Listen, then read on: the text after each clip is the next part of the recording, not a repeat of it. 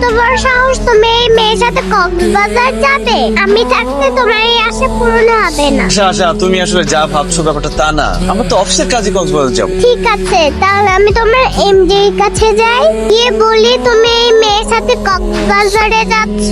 এরপর উনি আমাকে বুঝিয়ে বলবে যে তোমরা কক্সবাজারে কেন যাচ্ছ। না না আশা, প্লিজ তুমি এমডি স্যারকে কিছু বলো না। এমডি স্যার যদি জানতে পারে তোমার বাবার সাথে আমি কক্সবাজার যাবো, তাহলে আমার চাকরিটা চলে যাবে। প্লিজ বলো না। ঠিক আছে, তাহলে কানে ধরো, বলো আমার বাবার সাথে কাজ ছাড়া কথা বলবে না, আর কোথাও যাওয়ার কথা ভুলেও ভাববে না। আশা, তুমি কিন্তু বেশি বাড়াবাড়ি করছো। তুমি চুপ করো বাবা। কি হলো, তুমি দাঁড়িয়ে আছো কেন?